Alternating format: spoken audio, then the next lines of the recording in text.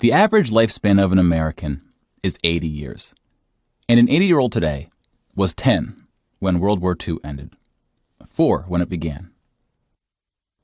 A soldier who saw battle would have to be in his late 80s, at least today.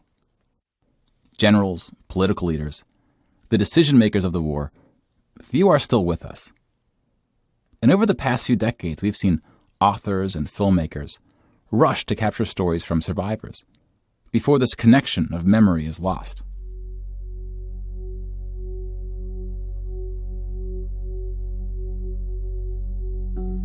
This project is not about individual war stories, and it's not about survivors. We're going to tally up the tens of millions of people whose lives were cut short by the war, and see how these numbers stack up to other wars in history, including trends in recent conflicts.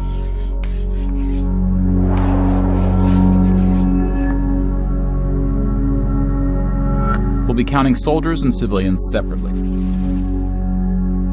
Each of these figures represents 1,000 people who died. Civilians were of all walks of life,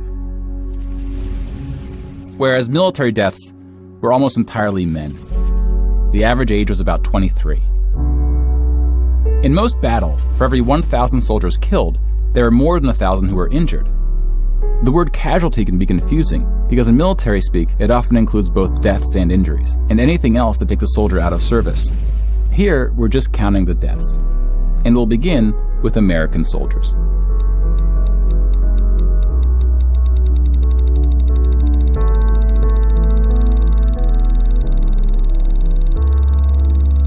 Over 400,000 died. Most of the deaths occurred in the European theater, fighting the Nazis. And about a quarter were in the Pacific, fighting the Japanese. When you put them on the timeline, you see that casualties were the heaviest at the end of the war. The war began on September 1st, 1939. But the US wasn't willing to join the fight until Pearl Harbor, 2 years in. The deaths increased drastically on D-Day, when the Allies invaded Normandy. One of the most tragic moments of the war was on D-Day at Omaha Beach, where 2,500 Americans fell. So about the same number of US soldiers died on this single beach landing as the entire 13 years of the recent war in Afghanistan. The bloodiest battle in the Pacific was Okinawa, which lasted 82 days, during which 12,500 Americans died. About 5,000 of these deaths were at sea from kamikaze attacks. Now let's look at some other countries, starting with Europe.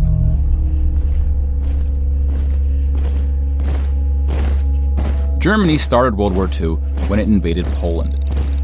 Poland ultimately lost 200,000 soldiers in the war. Most died after the invasion while the country was occupied by Germany and the Soviet Union. Germany, meanwhile, lost just 16,000 in the invasion of Poland. The Nazis went on to invade and conquer other countries, including Denmark, Belgium, the Netherlands, France, Greece, and Yugoslavia. France surrendered, but after losing 92,000 soldiers in the Battle of France. Over 200,000 ultimately fell, which includes deaths in POW camps, French colonies, and other fighting. Yugoslavia suffered almost 500,000 military deaths. The initial invasion brought relatively few casualties on both sides, but the deaths mounted under Nazi occupation due to guerrilla fighting, civil conflict, and mass executions. The Nazi invasions were swift, with relatively few German losses. Even the Nazi commanders expressed surprise at their success. And then we have the United Kingdom and the United States, who were not invaded but took the fight to the Nazis. Britain lost about the same number of soldiers as the US, which includes the British colonies. Germany lost about 500,000 soldiers fighting the US and Britain in what is known as the Western Front, which took place in France and Belgium.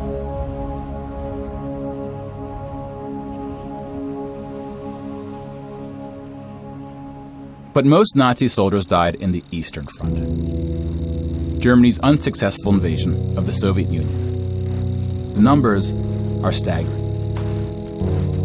The most famous battle of the Eastern Front, and perhaps the turning point of the European war, was Stalingrad. The German Sixth Army successfully took Stalingrad, but then got surrounded by the Soviets and cut off from food and ammunition. 500,000 Nazis would ultimately die in Stalingrad. Another 100,000 were taken prisoner, of which 6,000 would ever return. POWs had a low survival rate throughout World War II, and it was particularly grim in the East. When you include these POWs, roughly the same number of Germans died in Stalingrad as all the Western Front fighting against France, the UK, and the US. And though Stalingrad was a victory for the Soviets, they suffered almost twice as many losses as Germany.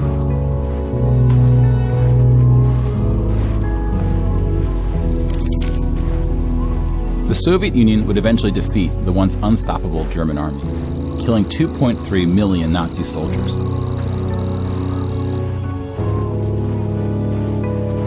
But winning the war came at a cost.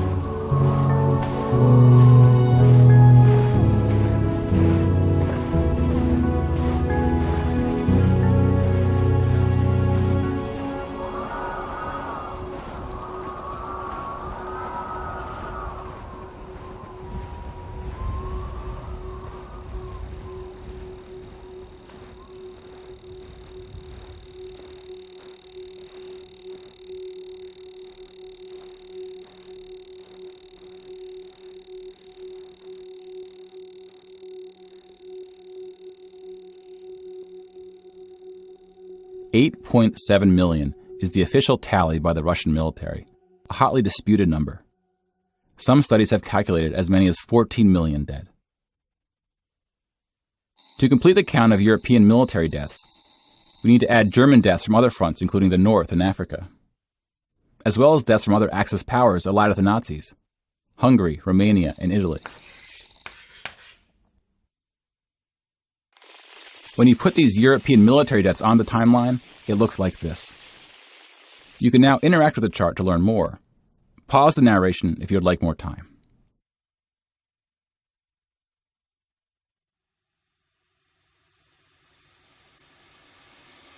And now we switch to civilian deaths in Europe.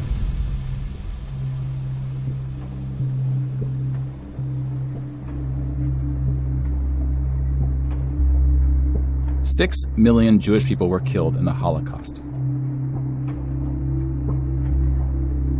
If you separate this by country, you see that about half, 2.7 million, were Polish. 700,000 were Soviets, followed by Hungary and 17 other countries.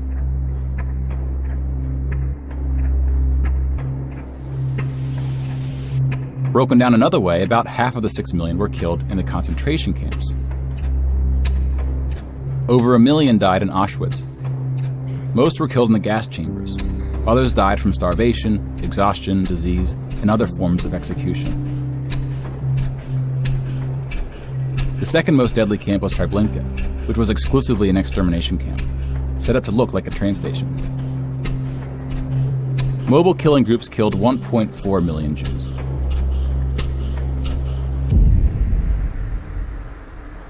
Like with the gas chambers, men were killed first to reduce the risk of revolt.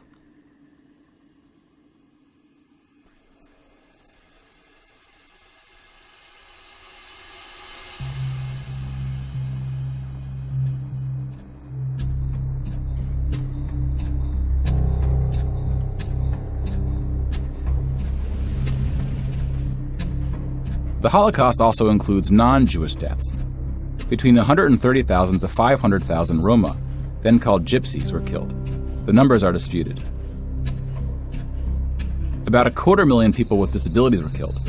Homosexuals, Catholics, and other groups were also exterminated, but their numbers were relatively small. Some historians say that other civilian deaths should go under the label of Holocaust. About 2 million non-Jewish Poles were killed under German occupation, some of which were sent to the gas chambers at Auschwitz. When you combine civilian and military deaths, over 16% of the total Polish population died in World War II, which is the highest percentage of any country. But not the highest in total death count. The Soviet Union again tops that list, losing at least as many civilians as it did soldiers, somewhere between 10 and 20 million. A particularly dark moment for the Soviet Union was the siege of Leningrad, now St. Petersburg. German forces surrounded Leningrad before civilians could be evacuated. Supplies, including food, were cut off for 2.5 years. 1.5 million people died as a result, mostly from starvation, mostly civilians. Stalin's cruelty towards his own people is partly responsible for these numbers.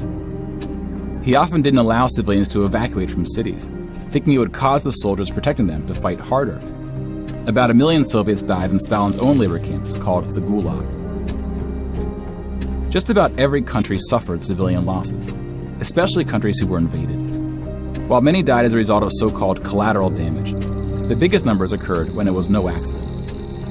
Civilians were exterminated, purposely fired upon or bombed, used as human shields, or intentionally deprived of food. The intentional killing of civilians was done by most warring parties, including the United Kingdom and the United States. The United Kingdom was spared of a land invasion, but still lost 60,000 civilians, largely from German air raids or blitzes, often directed at civilian population centers. The UK did the same to German cities at a much greater magnitude, causing about 10 times the number of deaths. But most German civilian deaths came from the ground at the late stage of the war. When the Nazi regime collapsed, civilians living in occupied regions had to desperately flee from the advancing Soviet army. Rapes were widespread, and death estimates ranged from 600,000 to 3 million.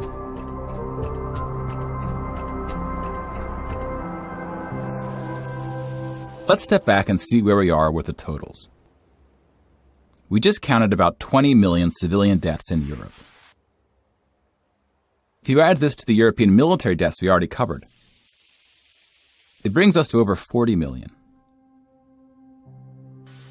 Then we have the Asian theater. Here we see the vast majority of military deaths in Asia came from China and Japan. On the civilian side, about 6 million deaths from China, Indonesia, Korea, Indochina, and the Philippines can be attributed to Japanese war crimes, which are sometimes compared to the Nazi atrocities due to the sheer scale of the cruelty. China had the second highest death count after the Soviet Union. And like the Soviets, the Chinese government demonstrated a stunning willingness to sacrifice its own people. Chinese nationalists opened the dike at the Yellow River, hoping the flood would halt the Japanese advance. 500,000 Chinese civilians or more were killed, which is 2 or 3 times the number who died in all countries in the 2004 Asian tsunamis. But the invasion of China only cost Japan 200,000 soldiers. Most were killed fighting the US and allies in the Pacific War. A significant portion of Japanese civilian deaths were caused by American firebombing and the 2 nuclear attacks. Contrary to official US statements, these airstrikes were directed at civilian populations, not military targets. When you add all the deaths outside Europe, it brings us to a grand total of 70 million for the war, give or take depending on who's counting and what civilian deaths get included. More people died in World War II than in any other war in history. For comparison, here are 20 or so of the very worst wars and atrocities we have on record. Some of these are more of atrocities than wars, but we've seen how that distinction can get blurry. Some of these spanned across centuries.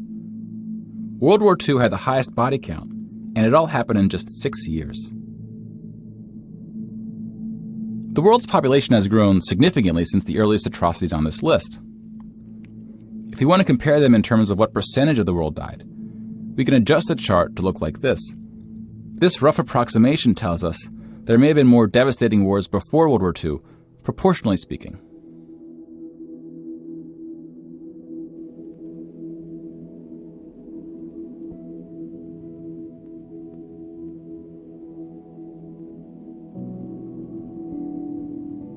When we turn to post-war conflicts, it's hard to say anything that isn't controversial. But the data shows something quite extraordinary has been happening. In 1989, John Gaddis coined the phrase the long peace to identify the absence of conflict between the nuclear powers during the Cold War. 25 years later, the Cold War is over, and the term is still being used, although its meaning may have shifted. European countries have not fought each other, except for this 10-day war in 1956 when the Soviet Union invaded Hungary. When we look at European wars before World War II, it looks like this. They tend to be more frequent as you go back, though smaller in scale. And the largest 44 economies of the world have not battled each other since World War II. Rich countries have fought poorer countries, like the US versus Iraq. But rich countries have not fought other rich countries. Such a period of peace between the so-called great powers hasn't been seen since the Roman Empire. To many, peace is too strong of a word. Wars have occurred since World War II, and they can be grouped into these 4 categories. We don't see colonial wars anymore. We've already noted that interstate wars between rich countries have not occurred at all, and here we see wars involving smaller economies have tapered off. That leaves civil wars of 2 types, with and without foreign intervention. And this is what these battle deaths look like alongside of World War II. More people died fighting in World War II than in all the wars since. And again, we can't forget about world population, which has almost tripled since World War II.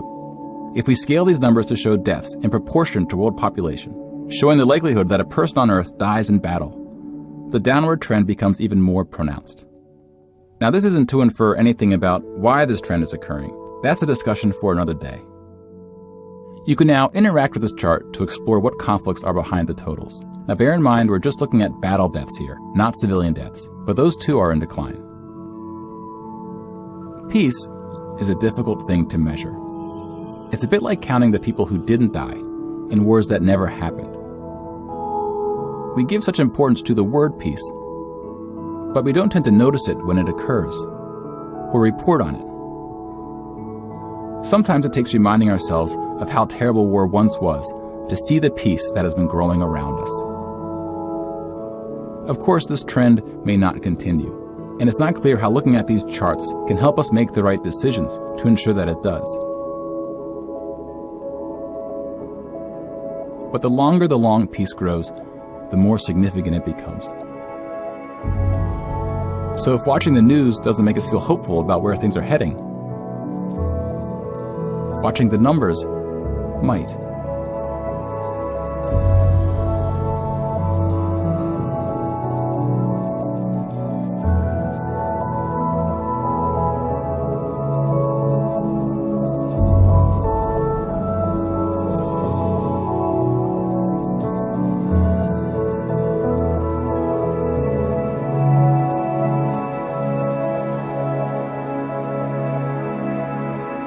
If you would like to support this project and encourage new episodes, please follow us using one of the options below, and consider paying the suggested ticket price for today's show. Thank you very much.